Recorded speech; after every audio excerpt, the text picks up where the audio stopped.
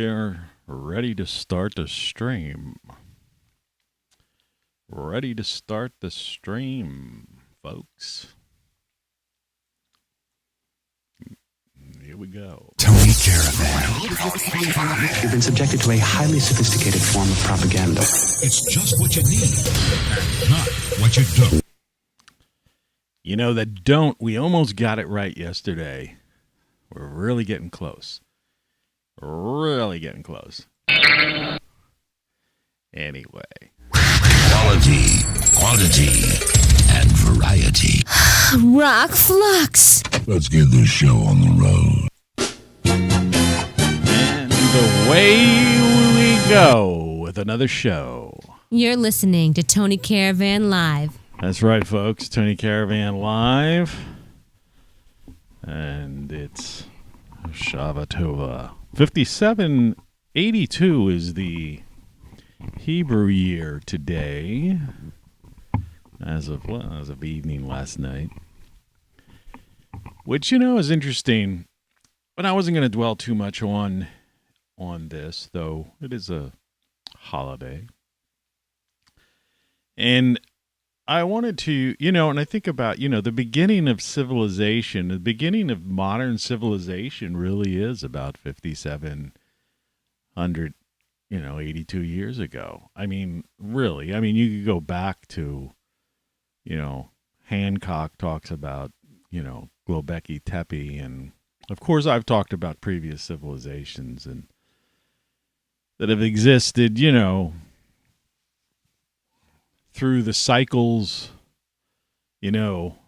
ad infinitum, the 12,000-year cycles. Oh, and I also figured I'd bring out the Dashiki for the day, just for the heck of it.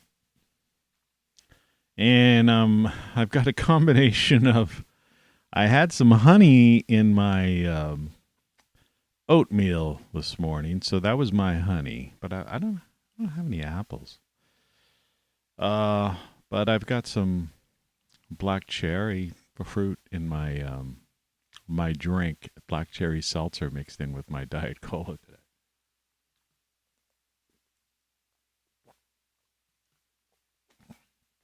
L'chaim.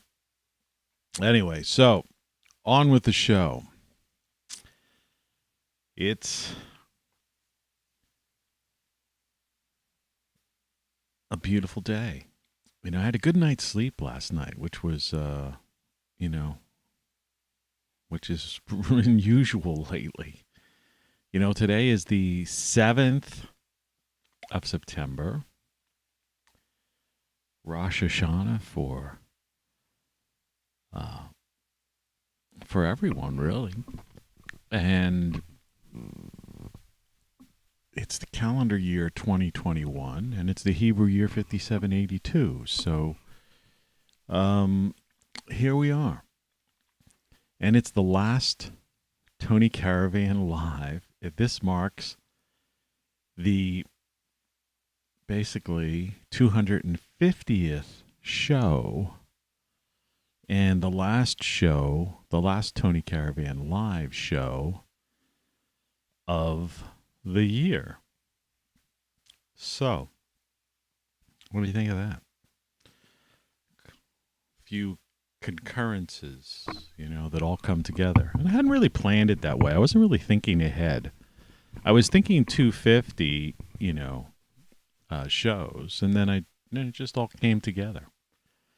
And last night I had the window open, and it got down. We could quickly look at the Weather Watch forecast. Let's look at the Weather Watch forecast. And currently, outside my studio, it's 55 degrees. And I heard the heat turn on this morning.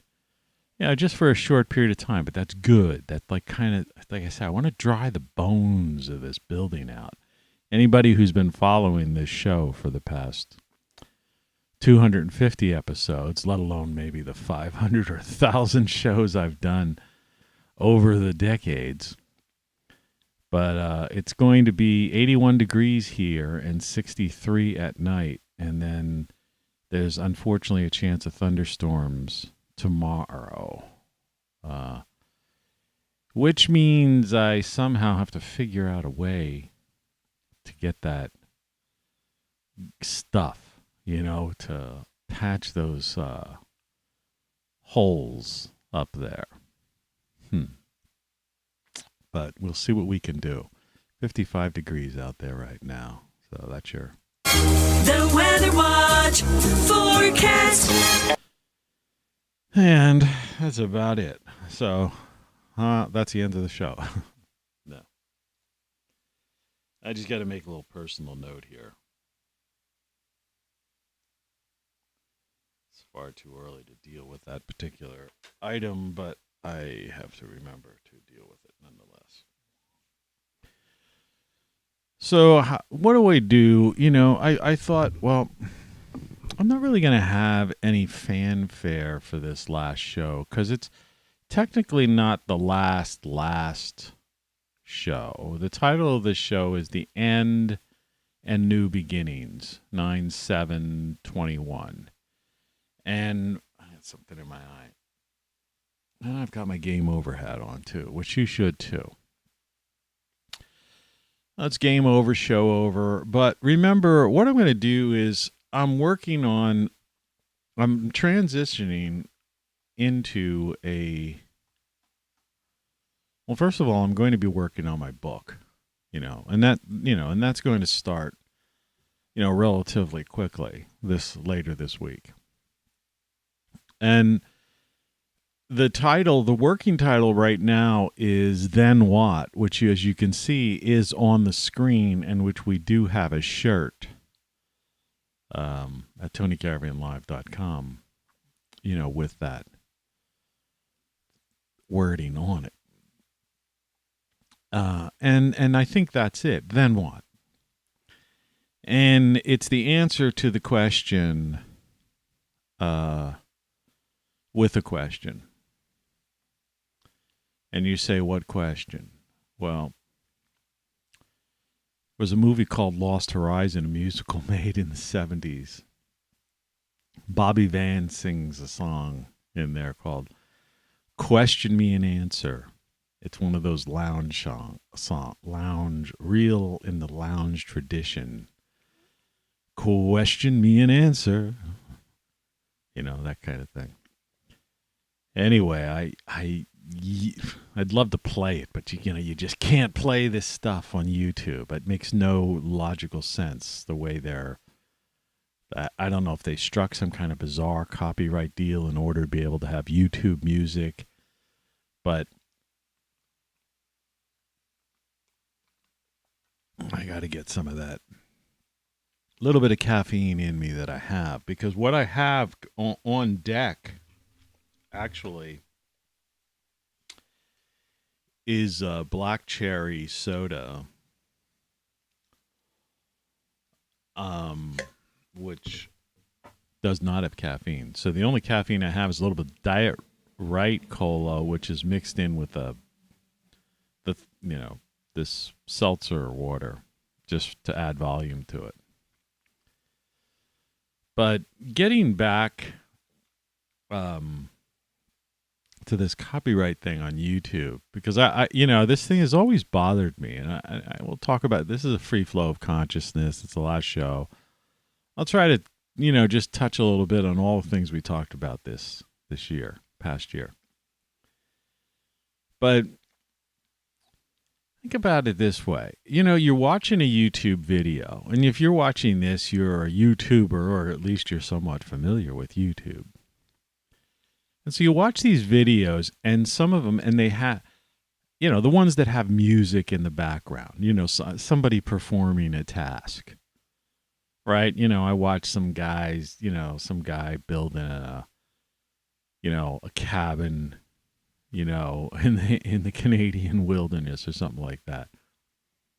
And the guy has a theme, or there's some other guys. I like these DIY things. They're fascinating. So there's a handful of people that I watch. And some of them, and some of them have music while they might have some time-lapse photography going on, during a certain aspect of, some activity going on that they want to just speed you through that, but let you see what happened. Or they'll start and they have what you think is almost a theme. In fact, there's one particular guy, for the longest time, I thought it was like his theme until I noticed it on a couple of other videos. And like I say, I don't play around too much with, the reason you can see all these things on the screen around me is that I am messing around with this open source program, which has allowed me this ability to bring up images and things of that nature, such as my title card today, right? Which is right here, which is also somewhat see-through. Everything seems to be see-through today. That's me wearing the 3D glasses yesterday. Kind of case it looks kind of bizarre. But I just thought it was a good snapshot. That was a snapshot from yesterday's show. So I thought I'd use a snapshot from yesterday's show on today's show, which is the end. And today's show, obviously, I'm in living color. Yesterday I wasn't, but for some reason we were able to colorize our Game Over hoodie model. So let's just put that aside for a second so we don't have an interference there. But as it turns out, I'm watching these other guys and I hear the same song. All right. And like I say, I just mess around with this stuff myself, and I'm using this open source software so I can do things that I had wanted to do for a very long time to create it, because I'm a one-man show. So if I do this, Channel check. Left channel.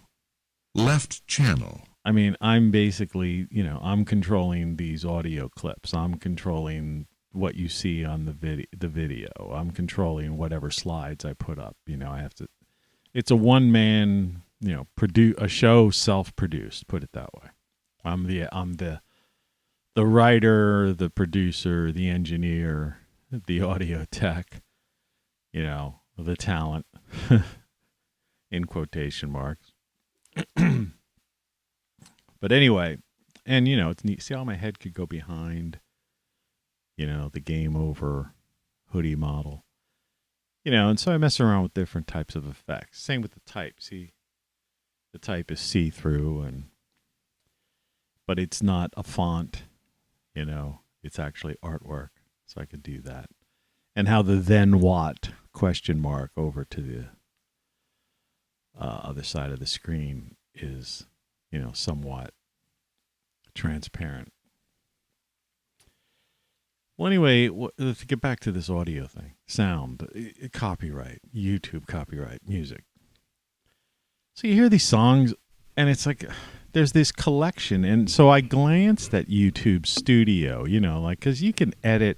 There are a lot of these people, they edit these things on their little tiny smartphones. They make their videos. That's what that whole TikTok and all that stuff. All these people just do this stuff. I'm adjusting my pillow. I have a pillow behind me. My Dashiki. I've got to be the only guy wearing a Dashiki on. Yeah. It's great. It's great. So when you have a good day, you have a good moment of the day, be thankful for it, right? And share that good moment, So not only savor the flavor, as they say, but if you happen to have a good moment, because you never know, life is fickle. So not only savor the flavor of the moment that you happen to feel okay, or you had a good night's sleep, or something went your way, and especially right now during this, this time, share that good fortune with somebody, all right? Or make somebody else's day, all right? It's just a good thing to do. Positive thing. Despite all the nonsense that's going on out there. Remember all the craziness that's, people are being bombarded with. It only affects you if you let it affect you. But anyway, let's get back to this other story. But I truly mean that, So they have these, so it's bad enough that other people, that there's a set, like this library of music that's so-called approved that you can use for your show. And like I say, I haven't delved into it, but I'm aware of it. But I just don't use I do my own production. So this is not YouTube Studio. YouTube Studio, if you were able to see, and I could pull it up for you. I will. It's not hard to do. I have to turn my iPhone on because I will have to use that as a secondary camera to show you what I'm trying to talk about. So you get this library, people pick from this library. But what bothers me is not so much that they provide a library of music for people. But again, considering that I don't know what the count is, and let's again do that as well. Let me I had to put my password to open my phone. But let me do this. All right, how many people are on YouTube? Let's just out of curiosity. As of 2020, there was an estimated 2.1 billion YouTube users. Okay? Think about that. 2 billion users. So the idea of having a set library of songs for 2 billion users, not that they're all, every one of those individuals is a creator. That's what they call, a YouTube creator, I think they call it. It's the terminology. But let me get to my camera, and I'm going to turn on the iPhone here. There we go. All right. Now we're going to step back. That's some notification. I have no idea what's going on. On this side of the screen, you're seeing a different computer completely, and that's my sound effects computer. And you can't really make out, but you can see that there's a number of titles there. So I'm using it's an iTunes on an old G5 that works fine. Now, as you come over here, you go down that glitch in the matrix where you can see, endless copies of me. But the main studio that this is the main production window. This is more or less what you see. But see, if I go over to the left, you're seeing and we can zoom in on that.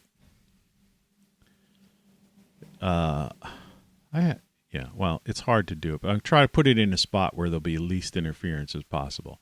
You can see up there's a logo, YouTube. It's like the YouTube logo, Studio, and the word live, and that's their thing. And underneath there, you can see, I'm just bending this down so you can see stream settings. Like right now, nobody's listening or watching. But see, over here is the program that I'm using. And they're out of sync. All right? And of course, here's my keyboard, and then I've got a secondary keyboard and all that crazy stuff. And that's how that works.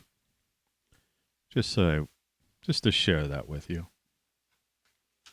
Let me put this back in its little case. Its wallet, which, like I said yesterday, the Wall Street Journal had an article, wallets are obsolete because of the iPhone or the smartphone. And I'm going, no, they're not. You have ID, your license. That's not on your smartphone. Maybe someday it will be, but it's not.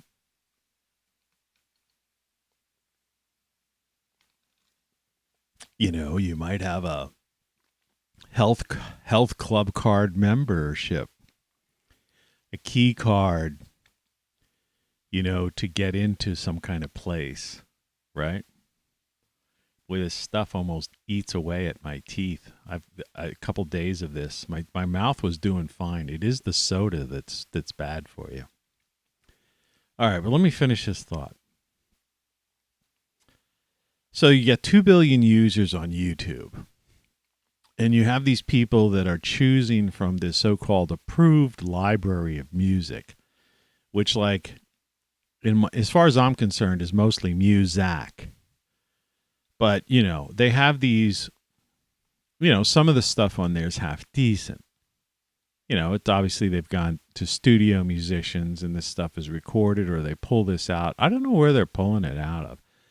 See, I have about 50 beat poetry songs that I have that are out there and, available. You can get them listen to them on iTunes, Amazon Music. I can request say, hey, play Tony Caravan music on Amazon through the voice assistant Echo Dot thing, and they'll play like a couple hours worth of my music because I have about 50 songs. So it's available there. It's available. You can, in other words, you can buy the songs or listen to them through. They're out there in the world. I've gone through the proper channels. I've registered them with BMI's, music publishing, all that stuff. It's real songs. I have, if we want to go back this route.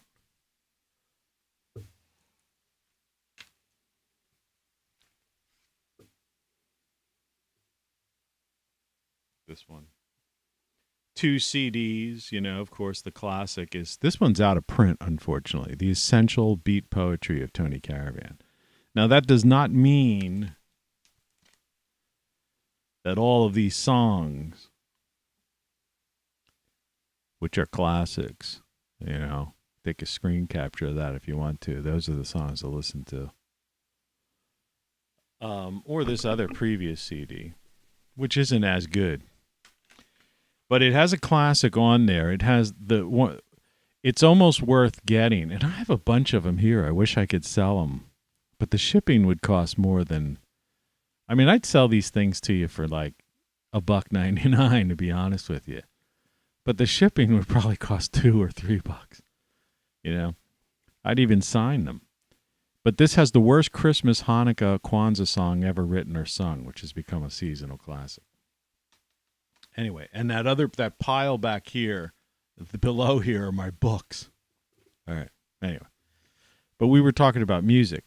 So when I go through the process, because everything I do is, I've been involved in things, entertainment and media and publishing and talent management and producing my whole life. So I know how to do all these things. So that's why I say it's a one-man show here. I might as well have like the tambourines between my knees, I'm a one-man band. And so when I go through the process of getting a song officially like registered and out there so that it can be used, in other words, my music supposedly can be chosen. I don't have to intervene. It could be used in a movie soundtrack. Well, one of the things there was, I've given permission for my music to be used in YouTube videos. Now, you can go to YouTube and you could find, there's 2 different kinds of ways of finding my music on YouTube. You could, they have a thing called YouTube Music, and it's there. But anyway, this isn't about my music. It's not like, I guess most people wouldn't understand my music to use it in their videos. Though they should, And I'm going to add some of this pure sugar, supposedly made with sugar cane, as if that's better than sugar. Or sugar substitutes. It's still sugar and it's bad for you. This is the last day. But what I'm doing is I'm cleaning out my refrigerator. That's what I've been doing this entire week. I mean, I have all this stuff that's in there that, like, there's a can of this soda, a can of this thing, or a jar of that, and it's been there too long, or it's going to get close to its expiration date anyway. So I'm just like getting rid of that, and this week I'm just going to start from scratch. So it's like a brand new year. It's a brand new everything. New beginnings. That's the name of this show. The end of one and it's a new beginning. So anyway, this YouTube story, I'm not going to keep you hanging. So, a lot of these people, it's like they pick the same songs. It's like almost they're too lazy to, I guess, go that far down on the list. But that's bad enough that you could watch two different videos, and that I can happen upon two different videos that actually use the same song, because that's weird. That's, that shouldn't even happen, law, probability, and statistics. But what's worse is that some people now obviously do dig in and look for music, like they'll look for certain upbeat rock, something with a driving guitar or a driving beat or something like that. And when you find that, what they're doing is they're stealing, in fact, I think it's theft, excuse me. I consider it a form of theft, and I think that the music publishers like BMI, ASCAP, CSAC should get involved in this, because I'm a music, I'm a composer, I write music, and I potentially, could make revenue from royalties having my music played, just like others. And what they're doing is they're stealing the spirit and the sound of a particular song, but it's not that song. They're like rearranging the notes and messing with it just enough that it kind of sounds like something, but it's not. It would be like something like Smoke on the Water. I give you, let's see if I could give you.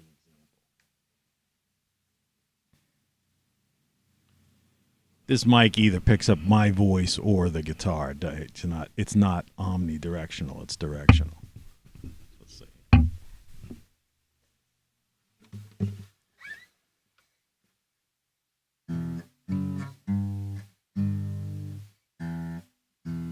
Something like, in other words, if it was like,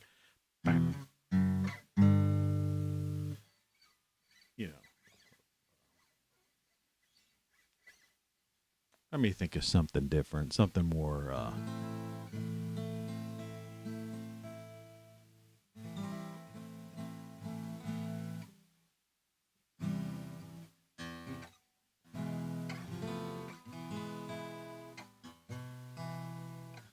if there was a song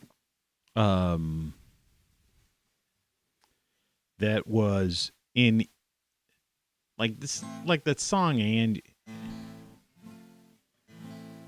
and I can't get in the key of the right key. And no.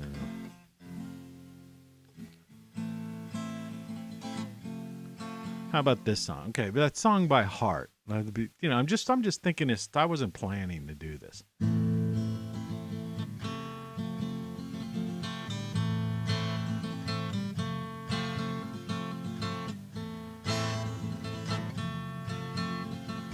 Dylan used that too in a song, I think. But I mean,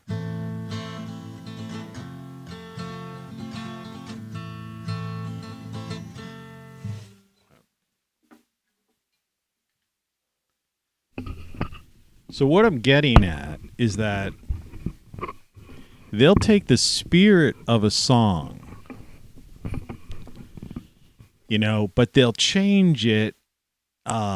Change the strumming, the chords, the length, the bars, how it's set, the structure of it, just enough so that it's not the song, it's not a cover of that song, it's like its own thing.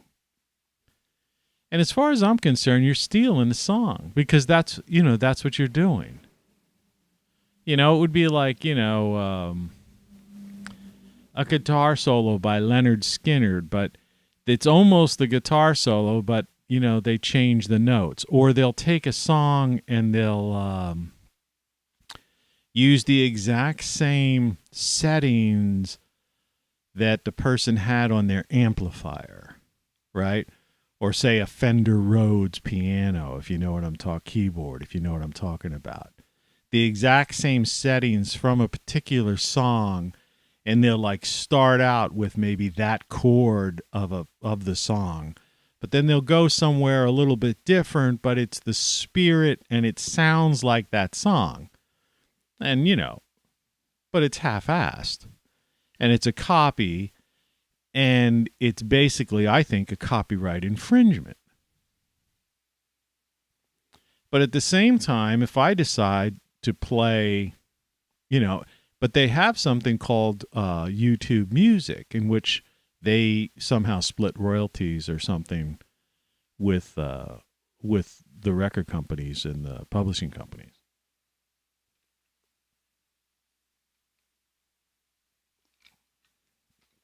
And I'm sure it's not a very equitable arrangement. Apple also is notorious for driving a hard bargain, which is fine. So I just want to bring that out. I mean, that was just the thing. It's like, why don't, what's the differentiation between this so-called library of songs that are like predominantly copies of real songs, so that they don't have to pay royalty fees, right? And using real artists in which they have to pay a percentage of the royalty fee out. I mean, they have YouTube Music in which they have to do that, so why not just do it across the board? It's just a way of cheating the artist, out of their due,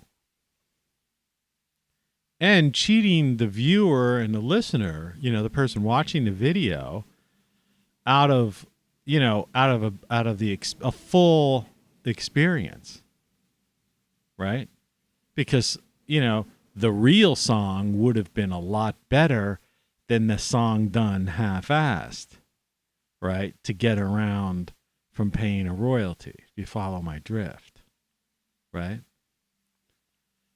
So if it was like you wanted to hear Heart Crazy on You, would have really fit the scene, but instead it's like you're just using like the chords from it in a repetitive fashion and not going anywhere with it. People are aware of that, but they're not getting the full experience. It's just a thought. It's very annoying. And I think this wire around my neck is the headphones, and it gets caught on everything. So, yeah. Making up the rules as we go along. That's that. It was just a thought, something that bothers me. Yeah. The title card. Well, anyway, so explain what's going on. So, yeah, this is show 250. I've actually done more than 250, but this is 250 for this year, not more or less, just more, because I've done more than 250 shows this year.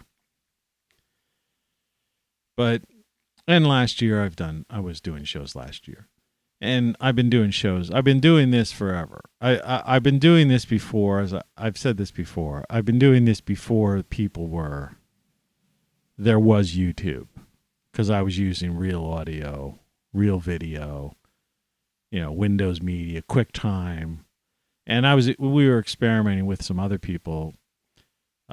We were doing broadcasting live. We had our server set up, so we were doing live stuff. And for a short period of time, QuickTime, which Apple just kind of like semi-buried in the background, it's still there, but it's not, it's nothing compared to what it was at its height. But QuickTime at one point was, you were able to actually broadcast live with QuickTime. And they were trying to turn that into a thing. But then they pulled back and they put their efforts elsewhere. But during all of those as the internet evolved, I was there. I was one of the founding pioneers of what we would call the modern internet. Not the early of the early, Though I was around and I was using it. I was using the internet, is in the 80s. I was using the internet.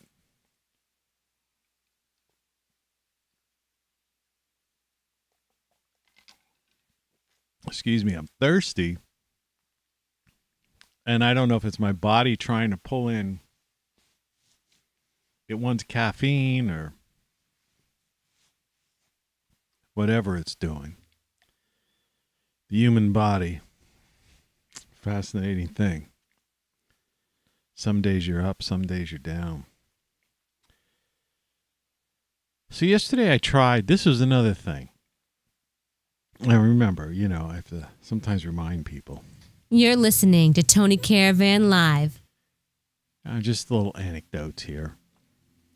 We got a show here today. We got a long time. It's 5:55 a.m. Eastern Daylight Time. Okay, the sun has not risen where I am. And the sun will not rise until 6:49 a.m. according to, the internet. So I'm trying these ideas on how to fix this roof problem, which has plagued me. And I don't know, I guess I kind of went over, I guess I pushed it too far in the last couple of episodes, so to speak. But, it was a traumatic experience for me. So, what can I say? There's actually pockets in this Dashiki, which is interesting. So I'm looking to, I've formulated, the human creativity, my book back here, Codex. So one of the reasons I'm stopping doing this, I just choked myself with my headphones. One of the reasons I'm stopping the daily shows is that I'm going to be working on the follow-up to Codex, which is a flow of consciousness book. Deals with a lot of half of this deals with the hard problem of consciousness, touches on some AI, and then it's just a free flow of consciousness getting into. And there's a lot of autobiographical stuff there. It's an exploration of the mind, is what it is. It's an adventure, for the mind. And some people may like it, some people may not like it. It's my formally 9th book, and it's available in print on Amazon. And anywhere, you could order it from any bookstore. But you get it, get it delivered tomorrow or the next day if you order it on Amazon. And it's available in Kindle and Apple Books, but a book is a book, and I think you ought to order the print version. It's only like $12.95. Well, I'm working on my 10th book, and and then that's going to be it. That's going to be it's just like no particular reason that I'm using these milestones that end in a 0, like the 250th show, 10 books, 50 songs. I don't know if it is exactly 50 songs, but it's about 50 songs. I originally was going to stop doing these live shows when we hit 100, but now here we are, 150 beyond that point. But I talk about consciousness and the senses and, that life, this soul experience of life, and whatnot. And I'm losing my train of thought. And anybody who's watched this show on a regular basis is pretty much familiar with that. But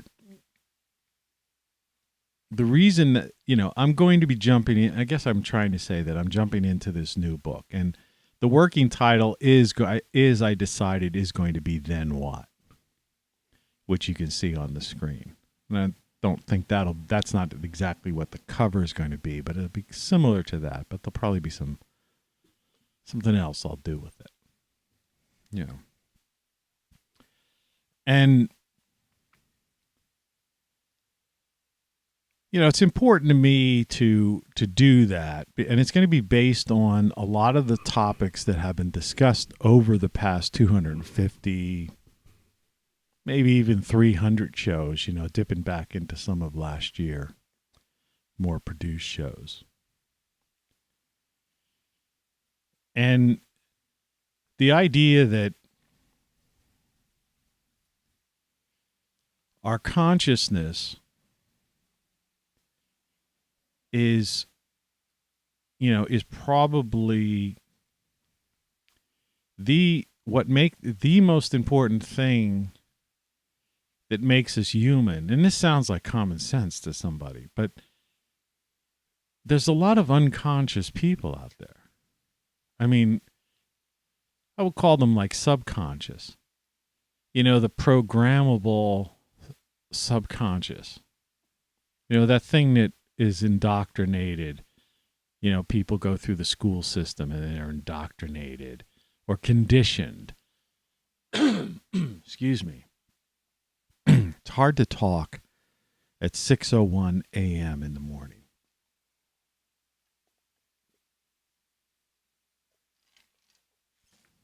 I just watched myself cough on the monitor because there's a delay. It's pretty funny. But I'm going to be moving into, so as opposed to Tony Caravan Live, the next iteration of this broadcast, webcast, whatever you want to call it, and I've been doing these things, like I say, forever, is going to be focusing more on ROCKFLUX and the idea of Earth, this rocky planet in a state of flux. And not so much into just the Earth changes concept, in that regard, though that'll be a part of it. But this whole idea of this, of our planetary, what's going on the planet, like with humans, or at least how it affects humanity. So kind of almost an idea of a geological sense, but also, geological in a scientific standpoint, but it's also in a metaphysical way, but not woo-woo metaphysical, but, metaphysical. Like I've often said, if you go back, the oldest texts, including, biblical texts and all religious texts and texts that are out there, or at least everything, people attribute anytime they find some old writing,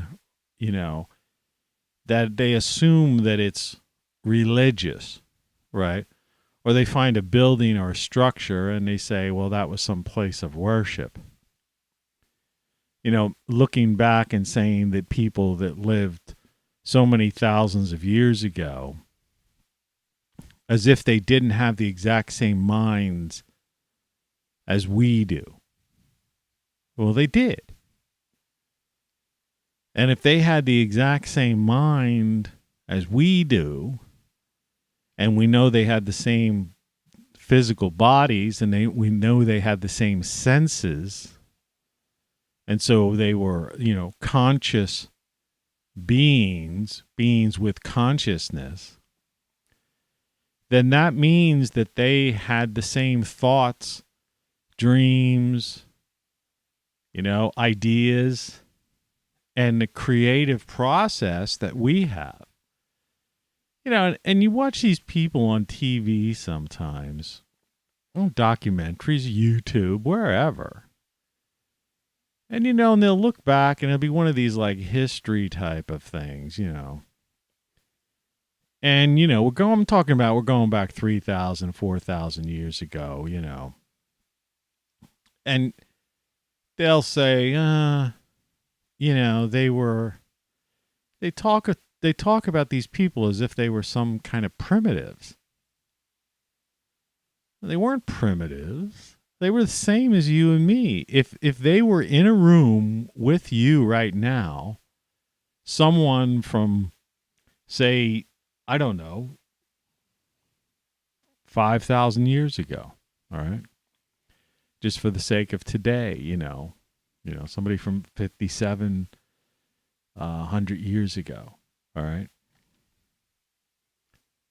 There's nothing, and you spoke the same language, of course. You were able to communicate. You could carry on a conversation about the things that matter in life with that person without any problem whatsoever. Just the only differences you have would be technology. But what you have to do is imagine yourself out on your, in your backyard or on your patio or on a deck or, or on vacation or sitting on a beach, right? Or a hill, wherever, just being outside, all right? Together with a friend and just having a conversation and maybe talking about your, your girlfriend or your job or your wife or kids or whatever whatever's in your life, right? That's outside of some kind of technological thing, all right? Well, you could sit there with a guy from 5,000 years ago, a girl, woman,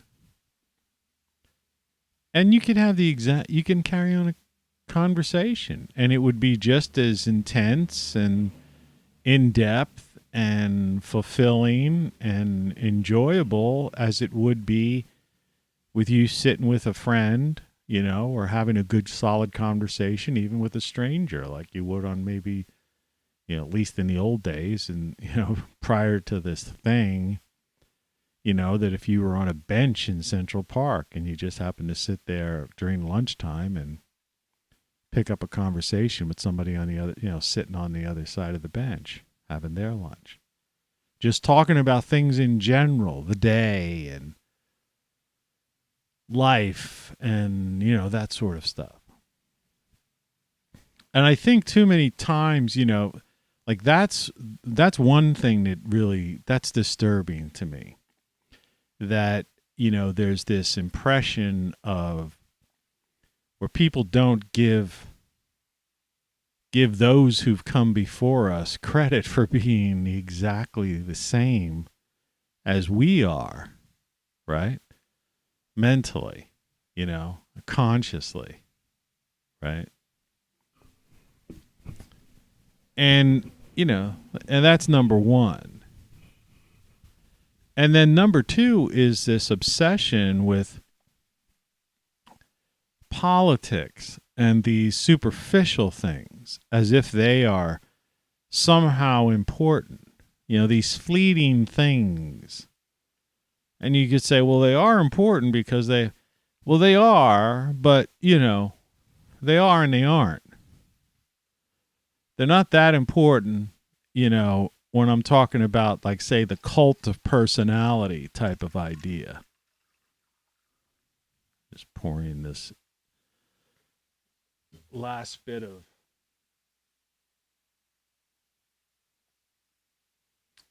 Brewed in small batches, it says. I got these little tiny things. See that? It's like a plastic cap you can put on top of a bottle. They call them beer savers. You could like read that, I think. But I mean, you could put it on any bottle of pop. It's a neat thing. You know, I don't know where I got them. I've had them. I think I paid $1 for them, probably at the Dollar Tree.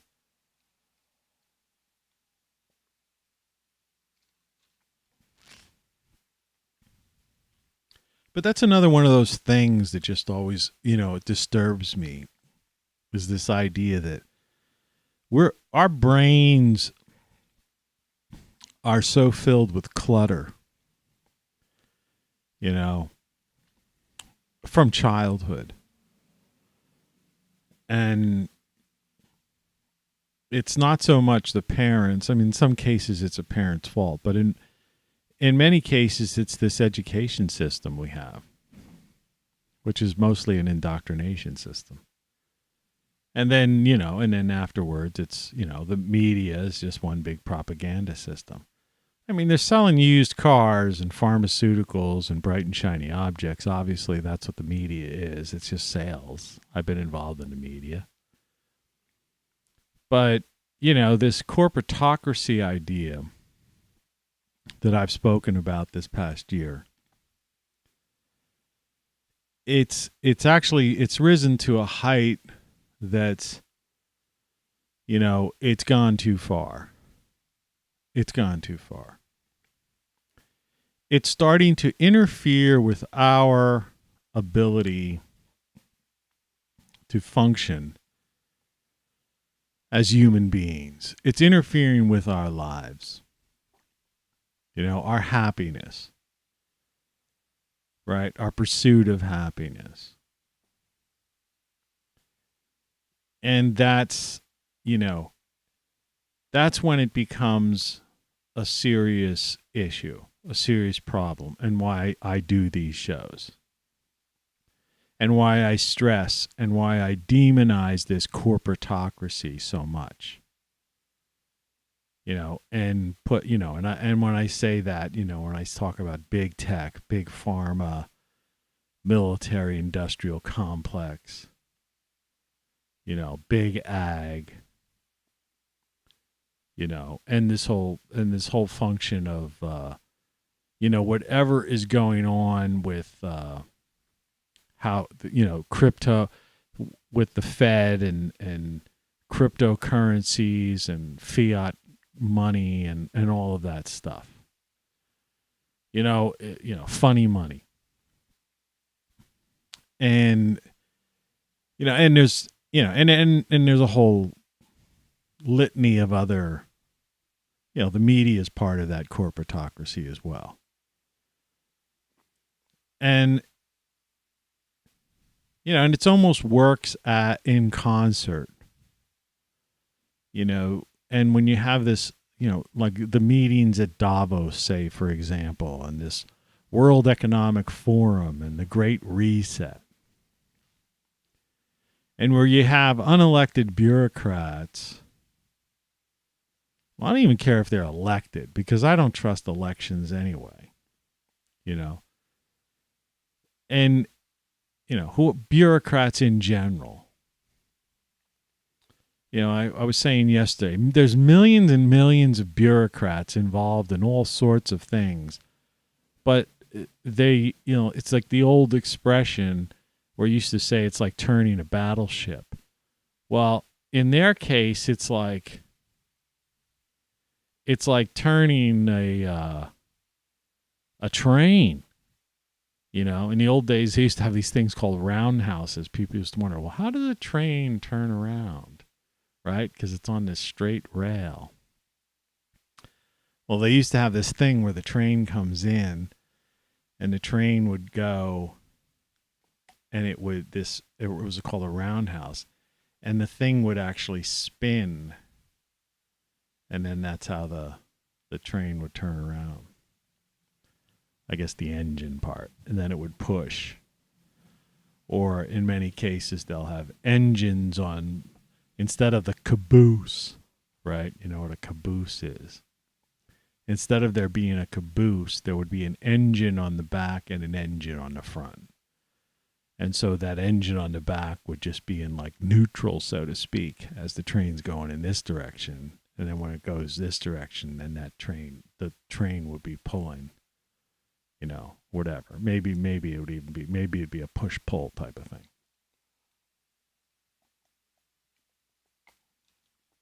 But the concept of a train, a rail, a straight ahead rail that you can't deviate from,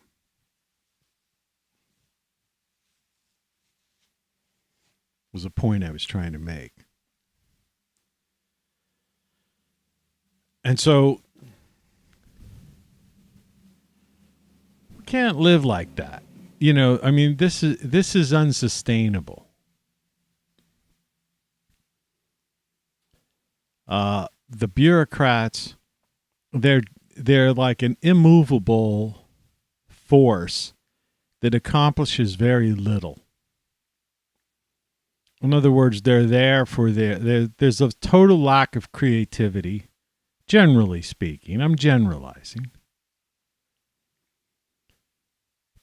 But a lack of creativity and a lack of accomplishment. And we see everything going haywire. You know, it's like that line. What was the line, you know, about so many monkeys with typewriters, you know, could end up writing Shakespeare? You know what I'm talking. You know that expression. I forget the exact number. But I'll tell you what, we got plenty more bureaucrats than the monkeys that would randomly be able to create Shakespeare. Right? Or War and Peace, for that matter. They're accomplishing nothing but basically putting in time, doing lunch, passing papers or emails, you know, from one to the other, texts, right? And just putting in time until they, you know, collected their pensions. You know, the bureaucrats. It's like these recent things that happen. You know, I heard some apologist yesterday on some YouTube thing I was watching. It was a clip from somewhere. And the guy was blaming the Afghan tragedy, you know, this whole pullout, you know, Biden's, ineptitude, right? Just not his lack of presence, you know, leadership and presence. The guy's just not there, you know? And his tragedy has caused the death of people. See, it's one thing to, he's creating problems and people are dying because of his ailment, his mental loss of mental faculties. And everyone's afraid. It's this emperor's new clothes thing. Oh, everyone's afraid in the media to call it out, but they're watching it every day. The guy's like, yeah, the thing. No, why doesn't somebody raise their hand? Mr. President, what thing exactly are you talking about? What do you mean, the thing? Right? Everybody just looks the other way. That's just, you understand, people are dying. People died recently. And this guy was saying, oh, the U.S. is too dependent on satellites and technology these days, and we don't have enough human intelligence there in order to find out what was going on. And I'm like, and people bought it. And this woman who was interviewing it was a clip from some mainstream news. All right. And she just accepted it. They never have a comeback. Well, my comeback would have been saying, you have any idea of the technology that we have today? When you just throw out the word satellite and you say drone, and as if like, oh, they're just, it's like, come on, be real. Sorry about the itching thing. No, they've got real-time satellite views. You don't need human intelligence when you can actually watch these people doing everything they're doing. In other words, when you're completely tracking them and you've got the ability to even hear them audio-wise, why waste a human being who could have their throat slit by being uncovered, in the middle of the Taliban, when you've got satellite eyes in full living, this isn't like some black and white weird, fuzzy picture, type of video capabilities. No, they're watching in like 4K video with the ability to zoom in on a face and use facial recognition and even gait recognition. Gait meaning how a person walks. The person could wear some kind of weird hood over their head and they still know who the person is because they've logged their gait, the way they walk. I said once before, jokingly, unless you were like John Cleese in Monty Python's The Ministry of Silly Walks, all right, it's the only way you could hide, who you are. And even then they go, oh, that's that guy who's trying to hide, do the Ministry of Silly Walks thing, the old Cleese thing. No, they have audio and video in living color 4K. They know where the Taliban is. They know where these people are, and they could zoom in, listen to their conversations, and watch them. The eyes in the sky that we have right now are beyond belief, right? And people, and we know that. And every transaction that's made, we can see movement. You can't hide. You can't even hide through structures. We see through structures. I mean, all of this technology has been shown to us over the past couple of decades. And we're at a point now where even law enforcement within the U.S. has the ability literally to look through the walls of houses. You see, the problem is people don't put things together. They'll watch like the Discovery Channel or the Science Channel, right? And they'll watch some documentary or something where they'll see some people talking about technology. And they'll even have like a government representative or one of these contractors, like Boston Dynamics, these robotics type people or whatever.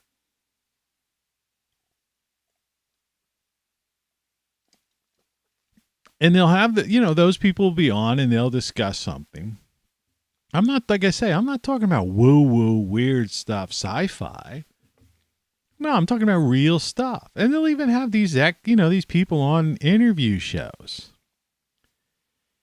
And all of these pieces that I'm telling you aren't like I'm giving you some classified, information or telling you some sci-fi fantasy.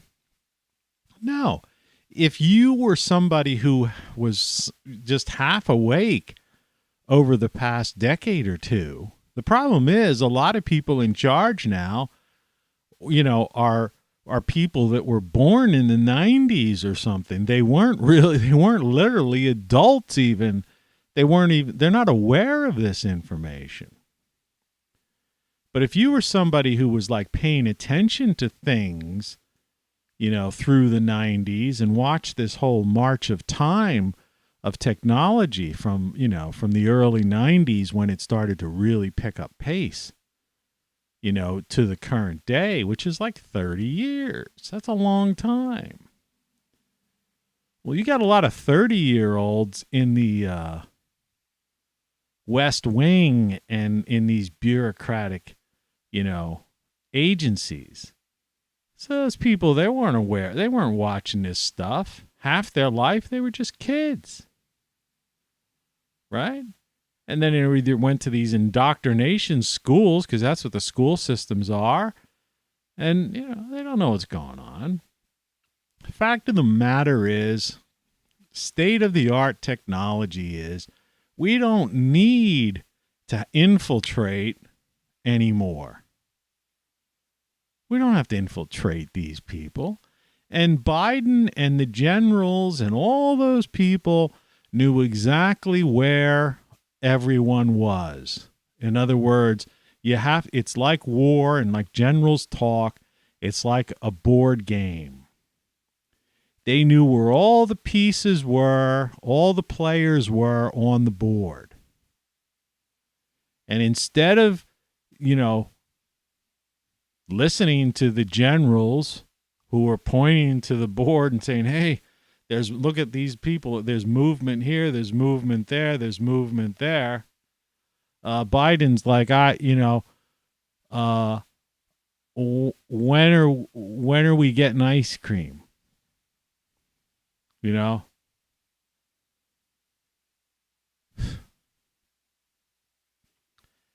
And he let some of his assistants on the West Wing, these people in their late 20s or 30-ish people who have no real world experience.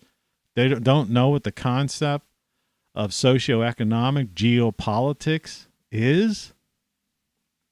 Make decisions, life and death decisions that could not only did affect the people who died and the people who are still are now being tortured, killed, whatever, tortured. But the future of that region for years to come. And who knows what kind of blowback that could come to our shores now. So, this thing is this is very disturbing. And like I say, I tried to avoid politics as much as possible over this past 250 episodes, this milestone that we're ending here today. But the idea is that you can't ignore, reality. And you can't listen to people that are in the media that are for some reason, like, what do they think? Do they think it's geopolitics is a game of Risk? You ever seen that game, Risk? They don't get it. But like I've said, and I'm not going to get on a rant on this. That's the end. That's the end of that. That's reality. You either know what I'm talking about or you don't. And if you don't, and if you want to hide from it, then hide from it. In my mind, that's what freedom is all about. And yes, there's a life beyond that. And depending upon your age, you could live out a life. Things aren't going to fall apart instantaneously. Though we are seeing some bad signs economically. These guys have no concept of how to run the economy. I don't know what they're going to do with the job situation. I don't like to use the word functionally illiterate, but there's 10 to perhaps as many as 20 million potential jobs out there available now because there's help wanted signs everywhere. The other day I walked up the street and I just live, like I say, I live in the outskirts of town, just on, at the edge of town, but it's a neighborhood. It's still in the city limits, put it that way. So there's a few businesses, along the street when I go to walk to the grocery store, the pharmacy, or something like that. I was walking back the other morning, and the few businesses that there were on this street, this is the thing, they all, I mean all, had help wanted signs on. Now, they're not listed in that, the national unemployment, statistics, and their neighborhood. This is like a neighborhood more so than anything else. That's what this is. This is neighborhood. These are neighborhood businesses. This is like a pizza shop. This is a little pub. This is a grocery store. This is a convenience store, right? These are just little businesses. And every one of them had a help wanted sign. In this little, this edge of town, like I say, this isn't counted, all right? So if they say there's 10 million jobs, they try to downplay it to 8 to 10 million. I say there's upwards of 20 million unfulfilled positions. And you get guys like Elon Musk saying, well, trying to develop humanoid type robots that are going to do the repetitive tasks that humans won't have to do anymore. And like I say, I'm trying to cover some of the topics we talked about over the course of the year. And my answer to that is that there are tasks that humans do that Elon Musk might think are repetitive. But to the individual who's doing it, it's not repetitive. It's something to do. It's their life. Someone may say, hammering, building something, a repetitive task of building a frame to a house. Oh, what a monotonous job, repetitive job. But to the carpenter, there's satisfaction out of doing that. I'll tell you quite myself, I'm not a carpenter, all right? But I like to, I fix things, and I've built things. I've built things for my backyard, and I've repaired things. I built a wall dividing my garage. I've put walls up, and I've even installed a door. I was very proud of myself when I was able to put this wall up, an internal wall built out of 2x4s, and frame a door and do it all myself. And when I put that door on and the hinges on and the door closed perfectly, it felt good. All right. It wasn't my job. It was just something I was doing. And so, repetitive tasks. It's like people working in certain areas or even factories or certain kinds of things. Guys like Elon Musk doesn't understand, or line cooks and people who do stuff like that, work in restaurants and stuff. They don't understand the fun it is, the camaraderie, right? The social aspect of getting together and the banter back and forth, the talking, the laughter, the friendship. Talk to people who are actually married or couples, and you'll find that a lot, if not the majority, at least a third, I would say it's more than that, have met someone that they've either dated or ended up in a relationship with or married through a work situation.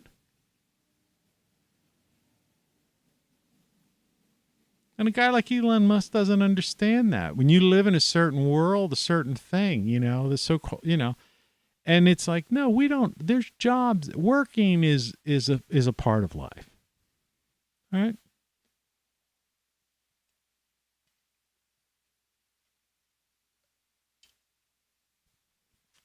I'm not talking the Molly Maguires, and the working in the mines, right? or railroad workers, slave labor. No, I'm talking about a job. And so, we have a serious unemployment problem in this country. We have people that aren't qualified to fill the positions that are available on the magnitude of 10 to 20 million, positions available. And there's going to come a time when that affects us. Because there's not going to be, we have an aging society. We know that. And, we bring in, but they say, well, we'll bring in these immigrants.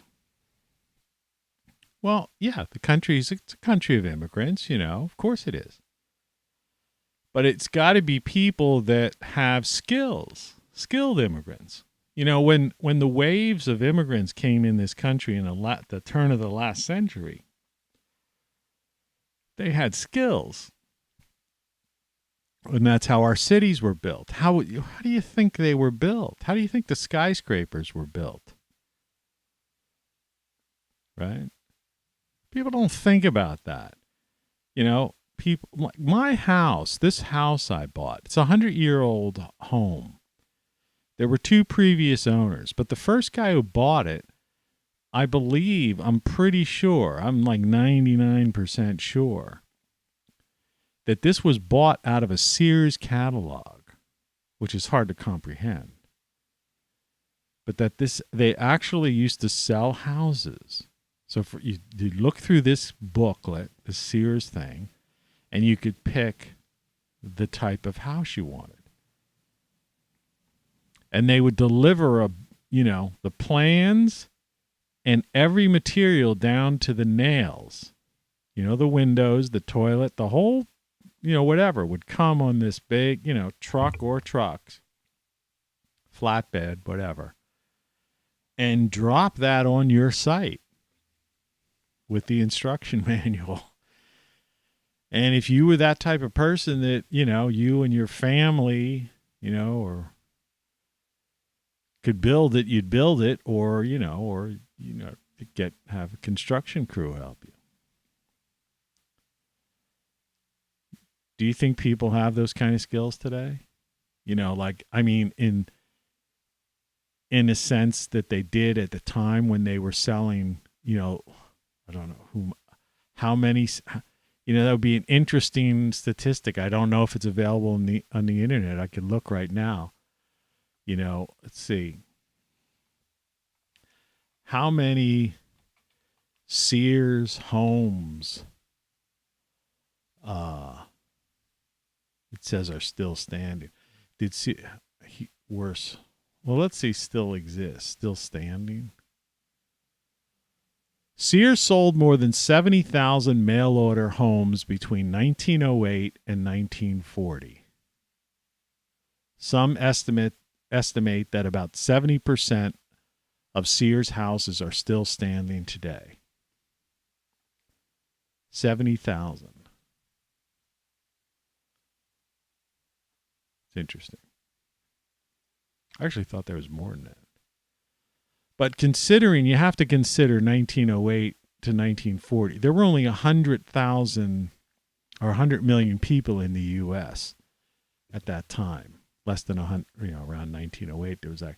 That was the big immigration time, turn of the last century. So, and then by the 70s, we had 200 million, and now we have, over 330 million, whatever it is. That's how our population, just kept increasing. So I guess at that time, 70,000, would be considered a lot if you had less than 100 million people in the country. But nonetheless, that's still a pretty crazy figure. The idea of 70,000 people built, And that's not to say that that's people who bought the Sears home package. How many people built their own homes? that would be hundreds and hundreds of thousands, or had homes built, and then, developments. It's like in the 50s, Levittown and stuff like that, where they built, the beginning of the development, building these neighborhoods, these communities, right? And they still do it today. Developments, sprawl, urban sprawl, suburban sprawl. So what I'm saying is, if people don't have those kind of raw talents, and, and there was a certain satisfaction, from doing things that's part of being human, and they like to say, well, then people will be free. We're going to free people up so that they can just pursue creative things. Well, first of all, they say that it's this guaranteed income thing, which was always talked about as like $1,000 some or something like that. And like I always say, have you ever gone to any major market? You barely could rent a place for $1,000. So that guaranteed income is not, what good, it's nice to have a roof over your head, but if you don't have any furniture or any food and you can't pay your utility bills, right? What good is it? Right? So to me, that's another one of those media, like lies, bureaucratic political lies. They just hold this thing, dangle this carrot over people's head. Oh, you'll have, some kind of guaranteed income. And then the second one is that people will pursue creative things. Any artists, I obviously am a creative person. My mother was a painter, sculptor. I write songs, write books. I do graphic design. I do various things, But, and I know many people who are creative people, whether it's just crafts or craftsmanship or fine art. But, when you take all those people and you look and say, well, how many out of 100, or 1,000 fine artists are there, or, crafts people?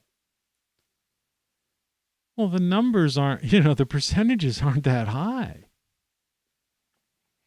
So it's like, what are people going to do? Suddenly become, Renaissance men and women, suddenly become like Da Vinci's or Van Gogh's, the Dutch masters. I mean, come on. It's comical, the things. It's like I said earlier, when that guy was trying to say we needed human intelligence in Afghanistan. And the announcer and the interviewer woman just lets it pass. It's the same with this idea of like guaranteed income. Like they never come back and say, well, what good would that, the type of money they're throwing around is not, first of all, with 330 million people in the country, or if you've got 20 million or 40 million unemployed by that point, where's the money going to come from? And second of all, the amount of money that they might be able to dish out would barely pay people's rent. What good is that? And then this other idea of nobody working and everybody becoming some kind of artiste, right? Come on, it's laughable. Common sense. There's just this lack of common sense, a lack of people thinking. But again, I want to get back to this idea of saying that, look, you can do whatever you want to. And, you have to, your main concern is you and yours, your life, if you're a family person, or if you're an individual, or whatever however you live your life. Just avoid these imbeciles, for lack of a better word. They don't know what they're doing. The politicians are like, they're just puppets. They're marionettes to this, corporatocracy that's basically at the top end is basically like run like an organized crime syndicate. They don't care. There's no empathy there. They're narcissistic sociopaths and they get a bunch of psychopaths, thrown in the mix.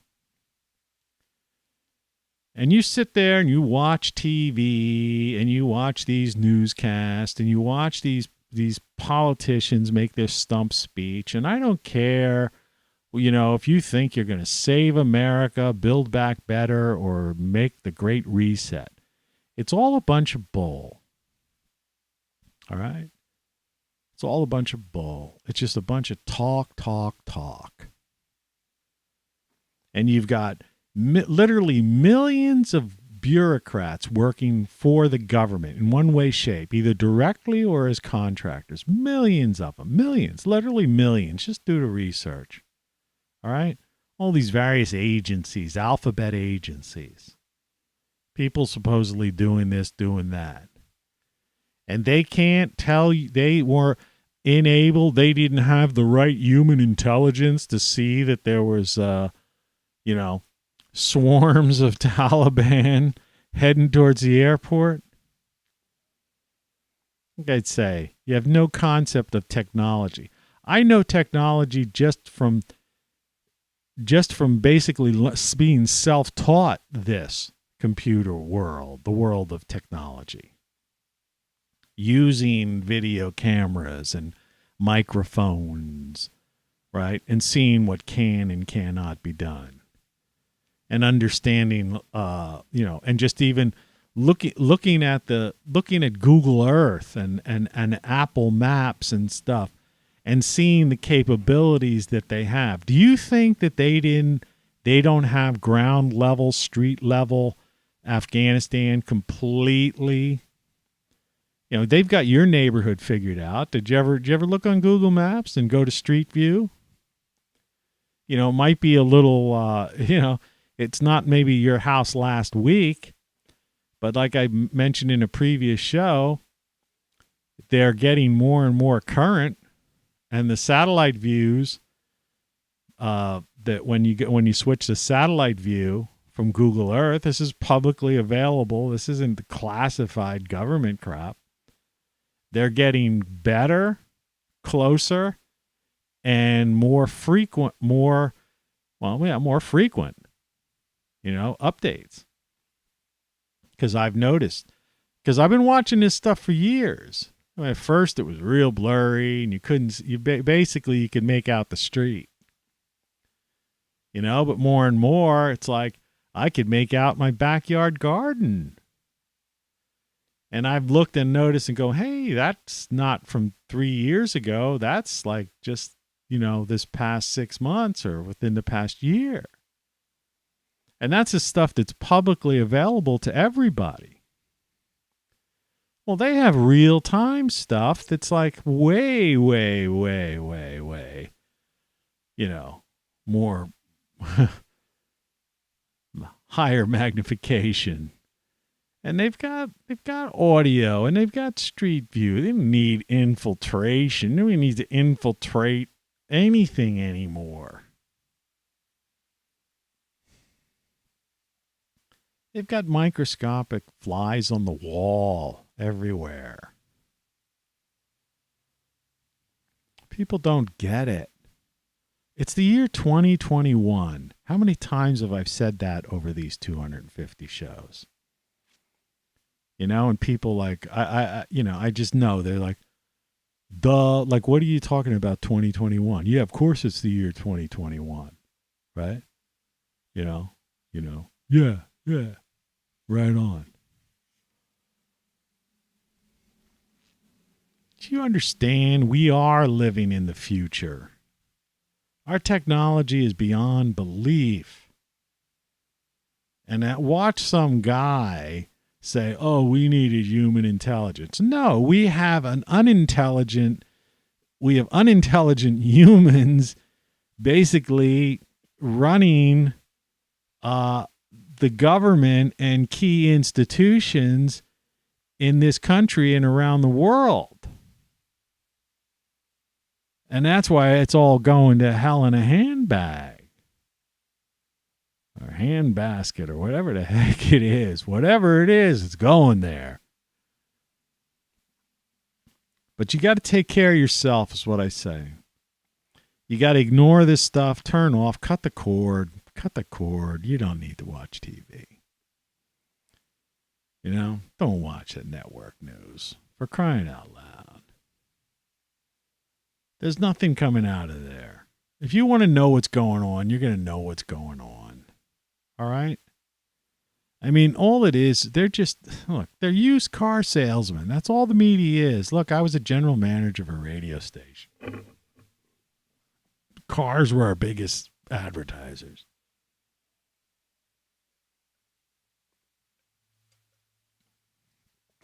TV, excuse me. TV, they advertise pharmaceuticals. Another big advertiser. And then what comes next? How many times did I say this over this past year? And then you have the ads from the law firms telling you that the pharmaceutical that they advertised, the drug they advertised last year or 2 years ago, was just proven in a court case to have caused death or serious side effects, and that you can get compensation from the law firm of such and such and such and such. Call this number. I mean, it's all a big joke. But it's not a joke in a funny ha-ha way, because people are actually dying and people are actually getting injured. So it's these people are playing a life and death game as if it's a game, as if it's a board game. And they just don't get it because they're just unaware.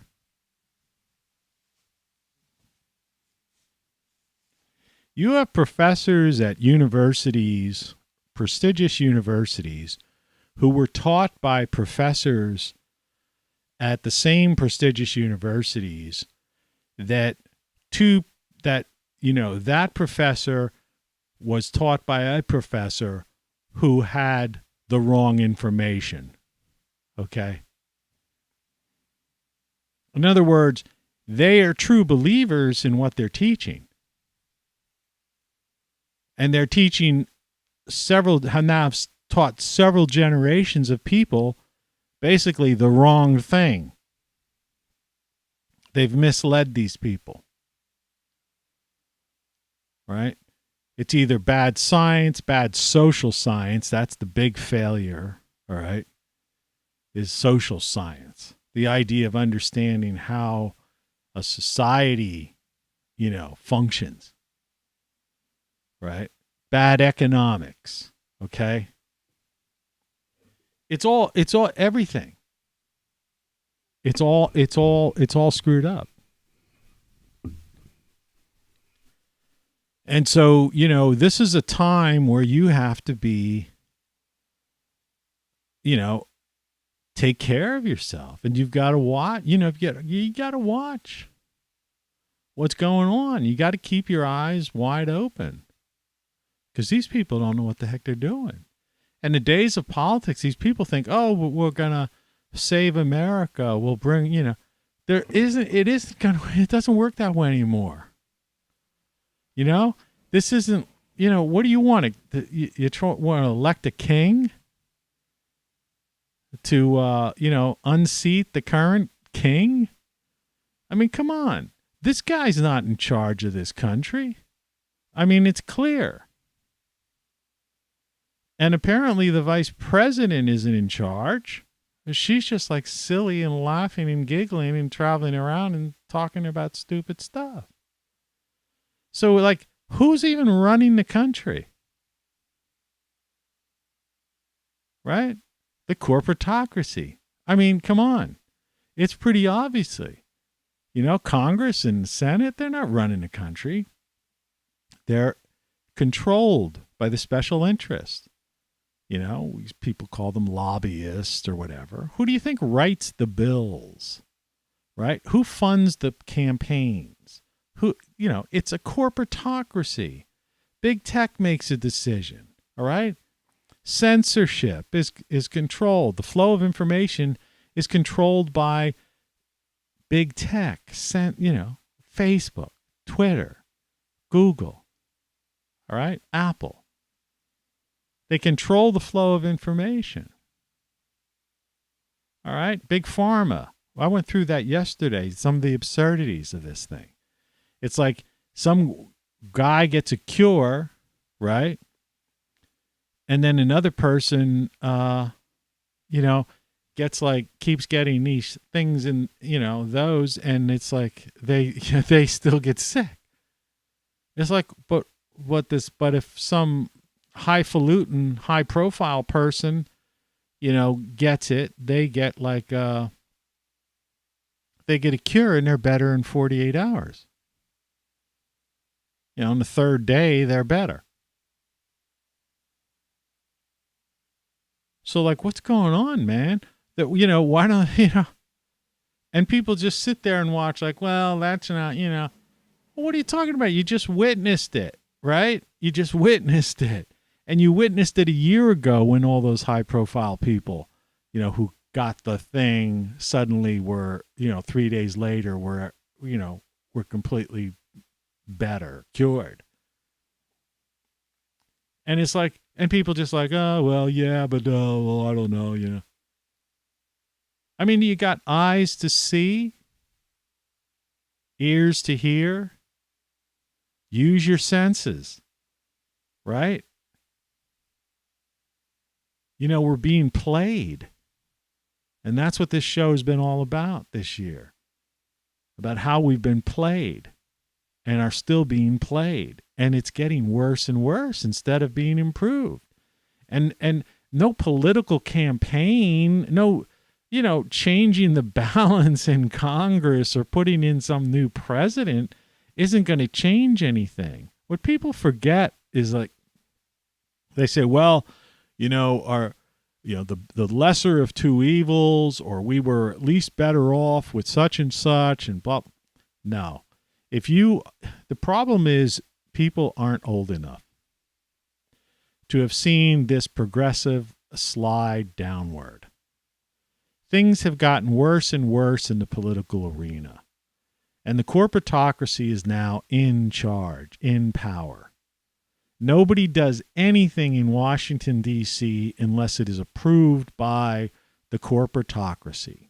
And the corporatocracy is, like I mentioned before, are the financial interests involved. Big tech, big pharma, all right?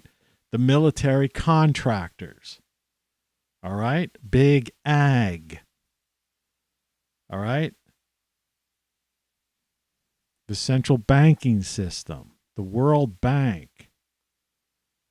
How about the Bank of International Settlements? All right.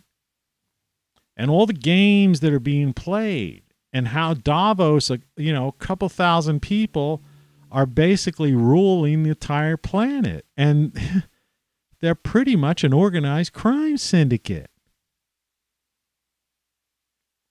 The days of the nation state are over. It's a collection of corporatocracies. And that's all it is. Well, there's got to be something we can do. We got to fight back. No, it is what it is. All right? When empires fall, they remain fallen. It's happened before, and assuming the planet survives, it'll happen again. No empire has ever, risen from the dead. Okay, I don't care if it's Greece, Rome, Spain, Great Britain, Ottoman, it doesn't matter. South American empire, Central American, you go all over. Empires in the Near East, the Far East, They've all fallen. The rise and fall. And this is the former United States. Western civilization has fallen. And we are living under a corporatocracy. And what you have to do is figure out, you got to look and figure out how to play the game, how to survive in this world that they've set up. All right? Instead of thinking in other words, you're trying to use antiquated methods to solve a futuristic problem, a contemporary problem, right? That's what you're trying to do.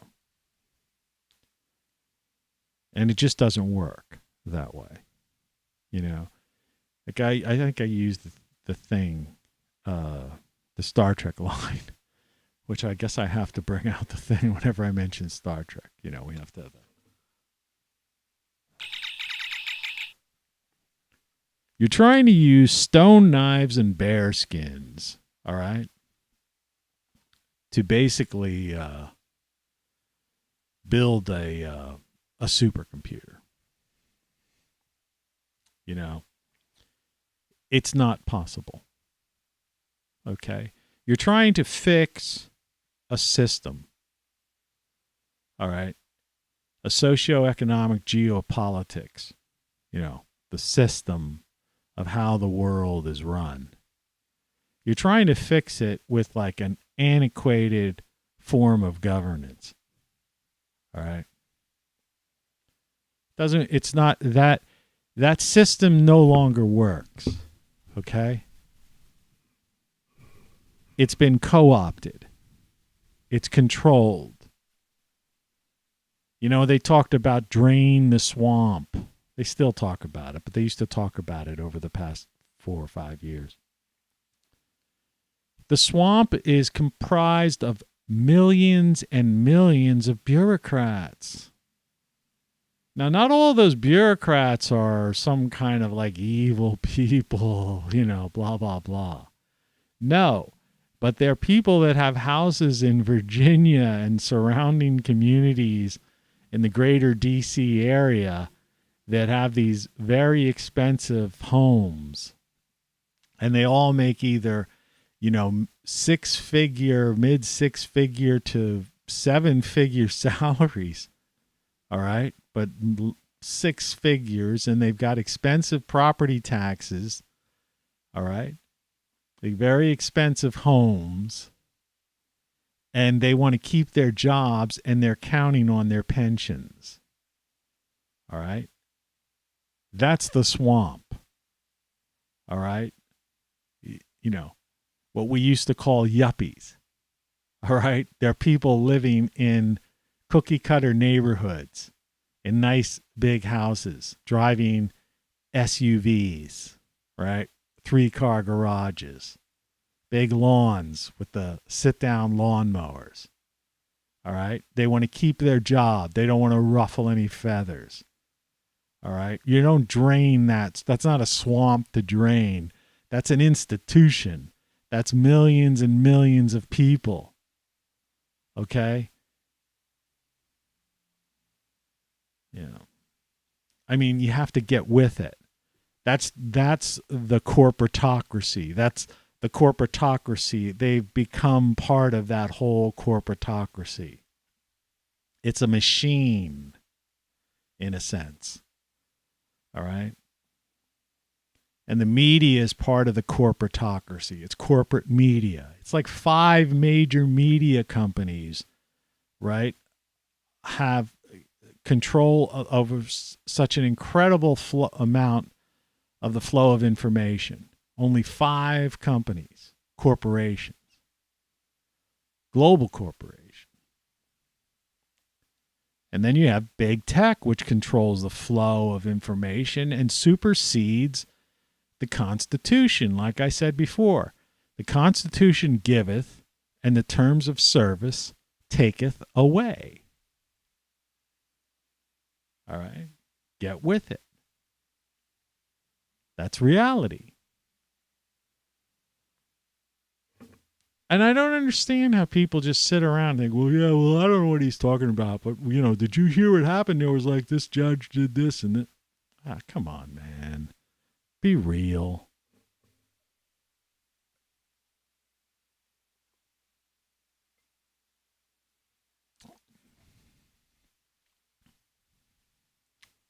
You don't know what you don't know. Look at the screen here. Chances are everything you know is wrong. You don't know what you don't know. And for crying out loud, the reason I've got the hoodie, the hat, and the type on the screen, game over. It's game over. Game over.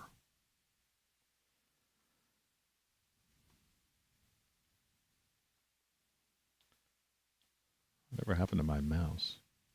You're listening to Tony Caravan Live. Thanks. I needed to do that at least one more time. Anyway, so here's how this is all going to play out. I'm going to take a little break. I'm writing a book. That book will be out before the end of the year, before the year's up. Just in time for the holiday buying season. But that's no reason why you shouldn't buy Codex. There's no reason why you shouldn't get any of these shirts. These slogans are all available on shirts and hoodies, just like you see on the girl over here. And I highly recommend you do that. Support the show. And this channel on YouTube is called ROCKFLUX. And you could go back and look at my videos. Hey, you know, they're not all good. It's like my music. I tell people all the time. You know, I've written about 50 beat poetry tracks. They're not all that good. You know, but, you know, more than half of them are. Some of them I think are classics. You know, I put them in my own playlist. I listen to my own music. But, you know, don't give up if you hear one you don't like. Try something else. Same with these videos. Go back. There's some classic shows, real classic shows. A lot of times it takes until, you know, the halfway point till I really, the first half is usually, you know, nonsense, you know, personal stuff, anecdotes. But, you know, once I get into it, you know, so feel free to fast forward, you know, and if it's a dud, it's a dud. Move on to another one, but check them out. There's a lot of stuff there. There's at least, you know, out of the 250, there's got to be at least 200 of them, I would say, are like incredible. I mean, that's a lot of viewing time, considering that most of the shows eventually ended up being like 2 hours, close to 2 hours long, you know. So there's plenty of content to view. I will be back from time to time. I can just push a button and go live. And I will do that. In the course of the book, writing the book, I'll come back from time to time. Sometimes just with something fun, you know, and sometimes if, you know, there's something topical I want to discuss. And then once the book's done, I will probably get back into maybe some regular programming. So the sooner I can get to it, the sooner I can get back, put it that way. But in the meantime, I want to thank you for watching, you know, all of you who have watched, you know, appreciate it.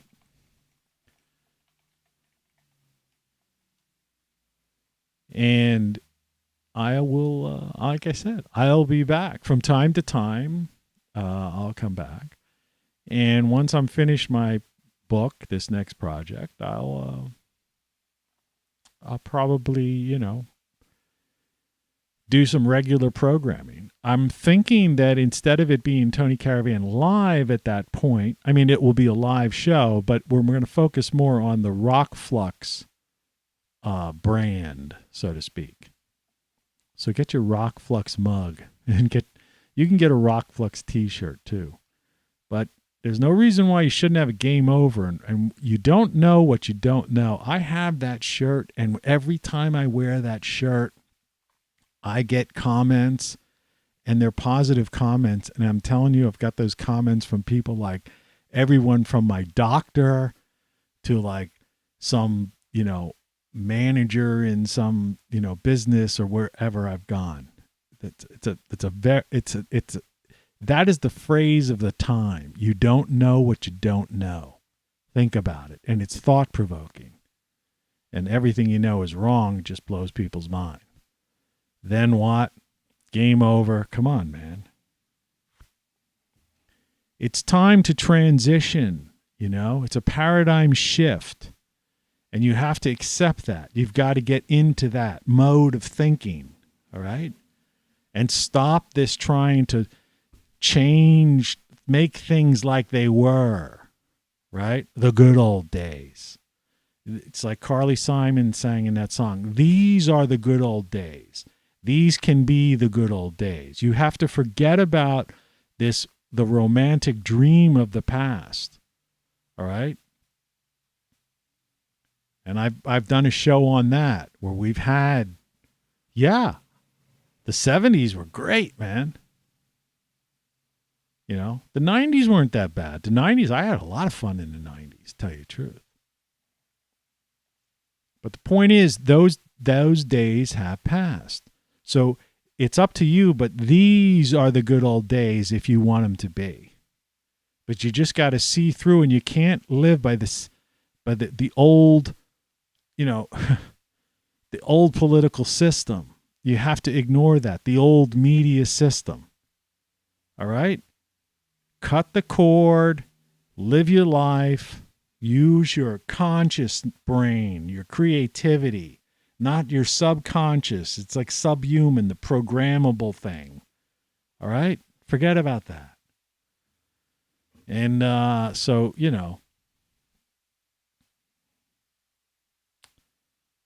we're in the middle of Rosh Hashanah, and this idea, this new year, that's the way, it's a new year. It's a new day, and don't look back, forgive and forget the past. And, and like I say, when you have a good day, cherish it. And share that good experience with people. Anyway, that's all I have to say for now. So, I just all the best, everybody, and I'll talk to you soon. Good morning. So I will put up I kind of lost I lost my mouse. Well, I have two mice, one for the sound effects, one for this. But anyway, thanks for watching. Visit TonyCaravanLive.com, ROCKFLUX.com. If you scroll down, another thing I'm doing in this interim is I'm going to build those into websites. Right now, they're just kind of pages where you can, have links to get these shirts and mugs and stuff like that. And I encourage you to do so to help support the channel, to help support me getting this book out. But like I say, while I'll do this book, I'll also be building out those websites to have a lot more information on. So I encourage you to go to TonyCaravanLive.com. So until next time, all the best. Cheers.